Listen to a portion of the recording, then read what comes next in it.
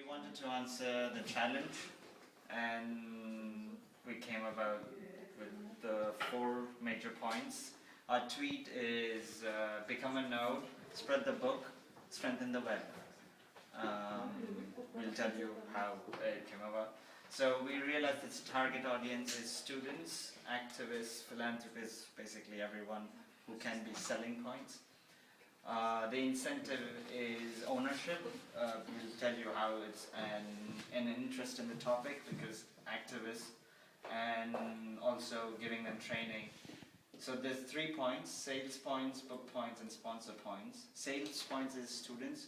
We give them either a package of books, or we give them QR codes, which they can go out and become sales people.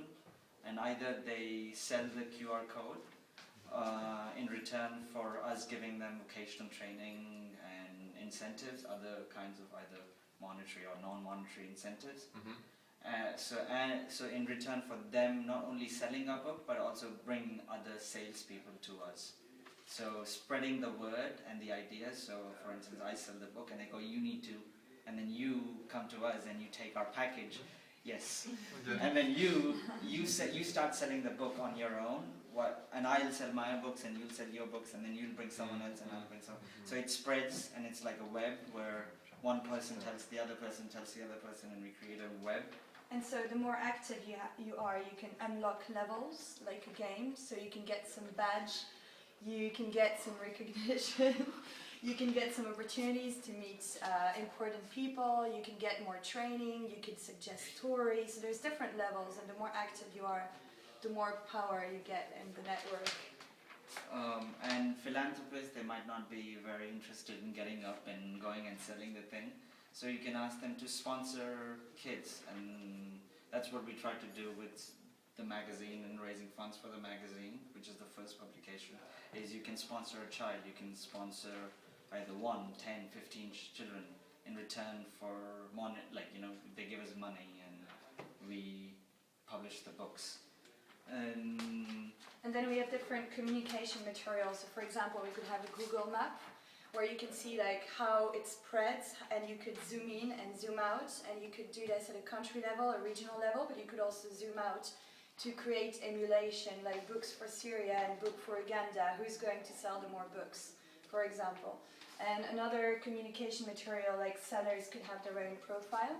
So like not a Facebook page, but I don't know, with their pictures, their interest, hey, I'm looking for a job, by the way, or I don't know, anything that could boost a little bit their ego and help us also monitor a bit who are the sellers.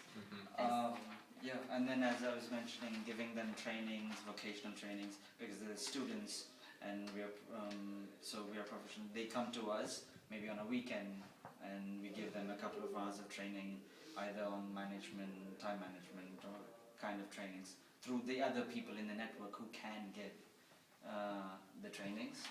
And then finally, what I mentioned, QR codes, rather than them carrying the books, you sell the code. So people scan it, and then they come to a web page where they can just fill out their payment details and pay us, and the money comes directly to us. And also another point that we discussed was... And then you ship the book? Yes, and we ship the book to them. And another point is having fairs at the beginning of the school year, where you target the schools, and the schools have a book fair where we ship a set of books, and maybe we have a school representative, a child who sells the book, and then we give the kid an incentive, or a group of kids an incentive, and they sell the books for us. So, yeah. But it's always no risk, so if the books are not sold, you can tell them we'll retake the books, so that it's not risky for people. And there's also overall quality check and quality control issues where it could work by referral questionnaires. You could have a communication kit to harmonize everything. Tips, how can you sell more efficiently, or I don't know, things like that. Wow. Et voilà. You can. The title of the concept is somewhere between Reading Passport and Don't Read Alone. We don't have a tweet, but we have a concept. The idea would be to really focus on, so the product is a book, and to really focus on it being very focused on children, apolitical, so that it reaches the largest, amount of people possible and doesn't offend. But complement that with an audiobook where children from different places, maybe the UK, US, Syria, Egypt, read different sections and they're recorded. So you get a book with the CD that has the voices of all of these children reading the actual book to one another. And the sort of channel to sale, if you will, is the price of one book would definitely allow you to give a book for free to a refugee child, and you would say buy one in order to give one, but we would further incentivize the purchase by giving half off if you buy a second one, so that you can gift it to another child, so that they're learning, the parents of the other child are learning. And I can maybe hand it off. Okay. So basically the way we were thinking about this concept is that it would work in more or less 2 or 3 stages, where the first stage we would build critical mass through targeting the diaspora and also the local communities, particularly, for example, in the UK, where a lot of ethnic minorities are living in the same kind of regions, and targeting NGOs or individuals that are already trying to bring together the diaspora. People, for example, like Shada, who's very passionate about what's happening in Syria. And then after building some community support, we would then target schools. We were building off the pen pal idea, where basically once parents are more actively involved with parent-teacher associations, we can actually get more support to target schools and say, look at these books, and you can have partnerships with whoever's on the ground in the other country to actually have these kids communicate with each other, and then that's accompanied by the audiobook idea. And then the third stage was just kind of brain dumping about merchandising and how else we could make money later on when we have more money to invest. Well, the goose is the protagonist of the book and can definitely be spun off in different ways. It could be, I like a goose, but a goose is like, I also support Syrian refugee children, or could do game around it.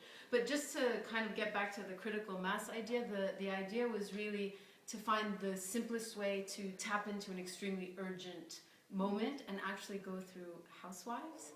And so it's not far from, equipping them with the sales mechanism, but it's not students as such. It's really getting the diaspora to organize small events where they sell the book at home and they also take it maybe to parent-teacher association or the Arabic school, just to get the word started at first before you can start to target schools more formally.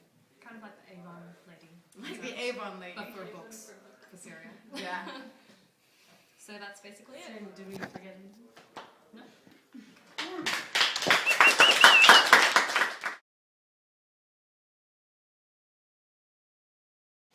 Yeah.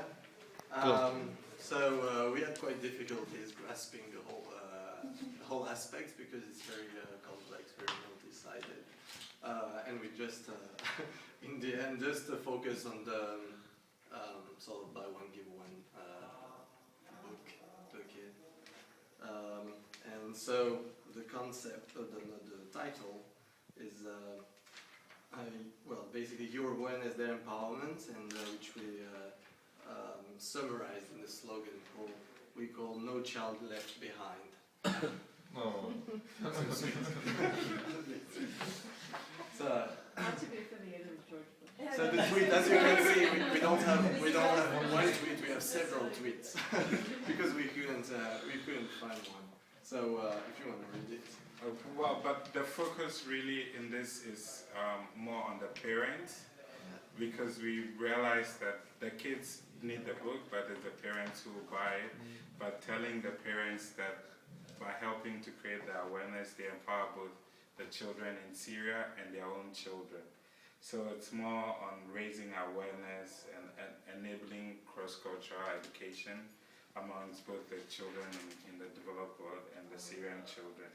And then with our concept, we just try to say the partners, but one thing we introduce is the assets that Books4Syria has that they can exploit. So we have like the writers, the authors, the network they have, and then the UNICEF certification, which is one of the things they can really put across there. We didn't dwell on the products because we know the products are already decided. But then to distribute, I mean, based on all the discussions that we had earlier on, and then giving ourselves the value. One major thing was the fact that it's children focused, but targeting the older people who would help the next generation to really get to understand things that are going on in Syria, as well as learn from it. So now that we didn't have any hold-up experience, we would like to hear your criticism. No, that's why you're too crazy.